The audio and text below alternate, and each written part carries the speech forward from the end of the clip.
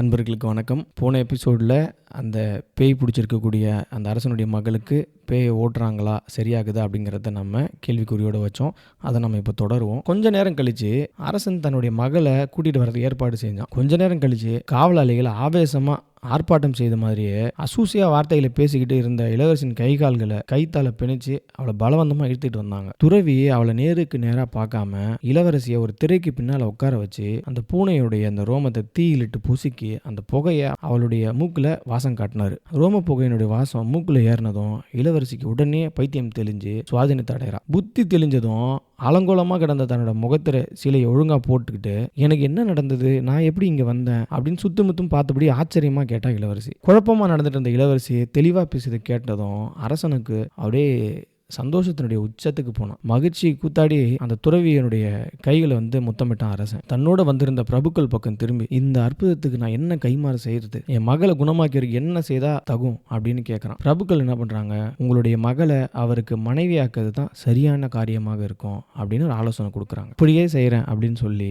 தன்னுடைய மகளை குணமாக்கிய துறவிக்கு மனம் முடிச்சு கொடுக்குறான் அரசன். துறவி அரசனுடைய மருமகன் ஆகிட்டார். கொஞ்ச நாள் கழிச்சு அரசனுடைய மந்திரி இறந்துட்டார். அடுத்த மந்திரியா யாரை போடலாம் அப்படின்னு தன்னோட அதிகாரிகளோட அரசன் ஆலோசனை பண்ணிட்டு இருக்கான். உங்களுடைய மருமகனே பொருத்தமான ஆள்னு எல்லாரும் சொல்றாங்க. அப்போ மருமகனாக இருந்த துறவி அதன் பிறகு மந்திரியாக உயர்ந்தார். கொஞ்ச நாள் கழிச்சு அந்த அரசனும் இறந்து போயிட்டான். அதிகாரிகள் அடுத்து யார் அரசனாக்கலாம் அப்படின்னு தங்களுக்குள்ள கலந்து ஆலோசிக்கிறாங்க. மந்திரியா இருப்பவரே அரசனாக்கலாம் அப்படின்னு ஒரு முடிவு பண்ணி அதன்படி துறவி அரசனாக திருப்பி பதவி உயர்வு கிடைக்குது. ஒரு நாள் அரசனாகிட்ட அந்த துறவி தன்னுடைய படை பரிவாரங்களோட போயிட்டு இருக்கும் பொழுது தன்னை பல கொடுமைக்குள்ளாகிய பழைய பொறாமக்காரனை பார்க்க நேரிட்டது. தன்னோட மந்திரி கிட்ட அந்த பொறாமக்காரனை காமிச்சு அந்த மனுஷனை எந்த எச்சரிக்கையும் கொடுக்காம பயமுறுத்தாம என்ன இடத்துல கூட்டிட்டு வாங்க அப்படின்னு சொல்றாரு. மந்திரியும் அந்த பொறாமக்காரனை ரொம்ப மரியாதையோட கூட்டிட்டு வர்றாரு. அரசர் தன்னுடைய கஜானாவிலிருந்து ஏராளமான பொற்காசுகளையும் வணிகம் செய்வதற்கு நிறைய சறுக்குகளையும் பாதுகாப்புக்கு காவலாளிகளையும் கொடுத்து அவர் ஊரில் கொண்டு போய் பத்திரமா விட்டுட்டு வர உத்தரவு போட்டு பழிக்கு பழியாக எதுவும் செய்யாமல் நல்ல வார்த்தைகளை சொல்லி பொறாமக்காரனை வழி அனுப்பி வச்சார். கொலை முயற்சி உட்பட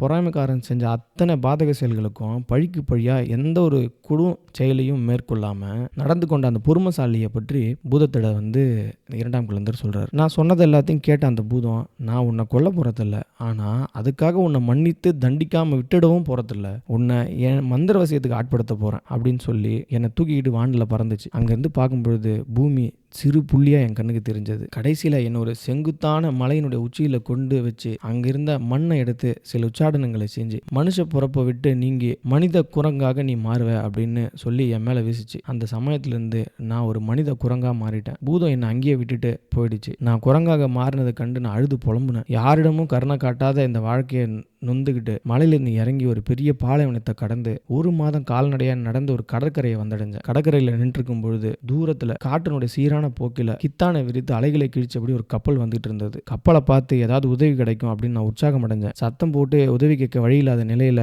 நான் மரக்கிளை ஒன்று ஒடிச்சு கப்பல் இருப்புள்ள பார்க்கட்டும் அப்படின்னு அப்படியும் இப்படியும் ஆட்டி காமிச்சேன். எங்கோ போயிட்டு இருந்த கப்பல் கரையை நோக்கி வர ஆரம்பிச்சது. கரையை நெருங்க நெருங்க அது பெரிய சரக்கு கப்பல்னு எனக்கு புரிய ஆரம்பிச்சது. மலையில விளையிற வாசனை பொருட்களாலும் நானாவித சரக்குல வணிகளாலும் அந்த கப்பல் நிரம்பி ஒழிஞ்சது. கப்பல் கரையை அடைஞ்சதுமே என்னோட தைரியத்தை எல்லாம் திரட்டிக்கிட்டு கப்பலுக்குள்ள நான் குதிச்சேன். அதை கண்ட வணிகர்கள் எல்லாம் என்னை பார்த்ததும், ஒரு குரங்குக்காக எங்கள் பொருட்களையும் வாழ்க்கையை நஷ்டத்தை ஏற்பட்டு விடாதீங்க, குரங்கை எங்கே கொண்டு போனாலும் அபசகுணத்தை தான் கொண்டு வரும் அப்படின்னு மாலுமியை சத்தம் போட்டாங்க. அதை கொல்லணும், அம்பால் துளைக்க வேணும், அதை கொல்லணும், தண்ணீரில் மூழ்கடிக்கணும் அப்படின்னு கூக்குரலிட்டு என்னை எப்படியாவது அழித்திடணும் அப்படின்னு துடிச்சாங்க அந்த வணிகர்கள். அனாதாரமான அந்த நிலைமையில அந்த தலைமை மாலுமியின் சட்டையை பிடித்து கெஞ்சும் பாவனையில் நான் நின்னேன். கண்ணீர் தார தாரையா என் கன்னத்தில் வழிஞ்சு ஓடின்னு இருந்துச்சு. என்னோட செய்கையை பார்த்து அந்த மாலுமியும் அந்த வணிகர்களும் திகைச்சு போய் நின்னாங்க. அவர்களில் சிலர் என் மேலே இறக்கப்பட தொடங்கினாங்க. இந்த பரிதாப நிலையை கண்டு மாலுமியும், வணிகர்களே, இந்த குரங்கு என்கிட்ட அடைக்கலம் தேடி வந்துடுச்சு, நானும் அதற்கு பொறுப்பேற்க தயாராகிட்டேன், யாராவது எந்த விதத்திலாவது அதுக்கு தீங்கு விளைவித்தா எனக்கு எதிரியாகி விடுவீங்க அப்படின்னு எச்சரித்தார். மாலுமி சொன்ன சொல்லுக்கு நன்றி கடனா என்னால் எதுவும் பதில் பேச முடியவில்லையே தவிர மற்றபடி மாலுமிக்கு அவர் என்ன சொன்னாலும் தட்டாமல் செய்து வரக்கூடிய விசுவாசமிக்க உதவியாளனா நான் மாறிட்டேன். அதன் பிறகு காற்றினுடைய திசையோட்டத்தின் வழியே 50 நாட்கள் எந்த பிரச்சனையும் இல்லாமல் பயணம் செய்து ஒரு மிகப்பெரிய நகரை வந்தடைஞ்சோம். நாங்கள் கப்பலை நங்கரமிட்டது தான் ஆச்சு. அந்த நாட்டு அரசனின் தூதர்கள் கப்பலுக்கு எங்களை சூழ்ந்துக்கிட்டாங்க. அவங்க எங்களை பார்த்து, வணிகர்களை, எங்களோட அரசர் நீங்கள் பாதுகாப்பாக கரை சேர்ந்ததற்கு வாழ்த்து தெரிவித்தார். அவர் எங்களிடத்துல ஒரு காகித சுருள் கொடுத்துருக்கிறார். நீங்கள் அந்த காகிதத்தின் மீது ஒரு வரி எழுதி எழுத்தறிவை காட்டணும் அப்படின்னு ஆணையிட்டிருக்கிறார் அப்படின்னு சொல்கிறாங்க. அந்நாட்டு அரசருடைய அமைச்சர் நிர்வாகத்திறமை மிக்கவர், பல நாடுகளை கண்ட அனுபவம் மிக்கவர், சித்திர எழுத்துக்களை வரைவதில் மிகப்பெரிய நிபுணர். அவர் திடீர்னு இறந்து போயிட்டார். இறந்து போன அவருடைய இடத்துல அவரை போன்று எழுதக்கூடிய தகுதி வாய்ந்த ஒருவரை தான் பதவியில் அமர்த்த வேண்டும் அப்படின்னு அரசர் யோசிக்கிறார். அதுக்கு சரியான தகுதியான ஆளை தேர்ந்தெடுப்பதற்கு தான் இந்த பரிசோதனை அப்படின்னு அவங்க சொல்கிறாங்க. அரசரோட ஆட்கள் கொடுத்த அந்த காகித சுருளில் எழுத தெரிஞ்ச வணிகர்கள் எல்லாம் ஒரு வரியை எழுதி காட்டுறாங்க. வணிகர்களுடைய முறை முடிஞ்சதும் அவர் கையில் இருந்த அந்த காகித சுருளை நான் தட்டி பறித்து வாங்கிக்கிட்டேன். அதை பார்த்து எல்லாரும் அலறிட்டாங்க. அதோட மதிப்பு தெரியாமல் நான் அதை கடலை தூக்கி எறியலாம் அல்லது சுக்குநூறாக கிழிச்சு விடலாம் அப்படின்னு எல்லாம் பயந்தாங்க. நீங்கள் பயப்படுற மாதிரி எதுவும் நடக்காது, நான் இந்த காகிதத்தில் எழுத போகிறேன் அப்படின்னு சைகை காட்டி பேசினேன். எழுதுகிற குரங்க நாங்கள் இதுவரையும் பார்த்ததில்லை அப்படின்னு சொல்லி எல்லாரும் ஆச்சரியப்பட்டு போனாங்க. அது என்ன விரும்புதோ அதை எழுதி காட்டுட்டோம். வெறுமனே கிறுக்கி வச்சா அதை அடித்து துரத்திடுவேன். அது நன்றாக எழுதுனா அதை என்னோடய மகனாக நான் நினச்சிக்கிறேன். சாதுரியமாக நடந்துக்கிற குரங்கை நான் இதுவரையும் பார்த்ததே இல்லை அப்படின்னு மாலுமியை எனக்கு சாதகமாக பேசினார்.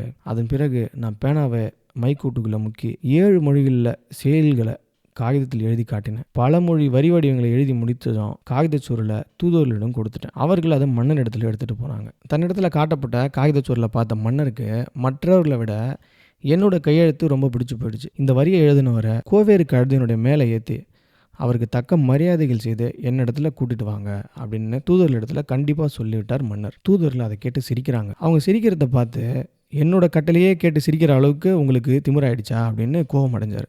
அதுக்கு அவங்க, அரசே, அந்த எழுத்துக்கு சொந்தக்காரர் ஒரு குரங்கு அப்படின்னு சொல்கிறாங்க, நீங்கள் சொல்வது உண்மையா அப்படின்னு மன்னர் ஷாக் ஆகிறார். ஸோ இதன் பிறகு என்ன நடந்தது அப்படிங்கிறத நம்ம அடுத்த எபிசோடில் பார்க்கலாம். தொடர்ந்து 1001 அரேபியர்களில் கேட்டுட்டு வாங்க. நன்றி.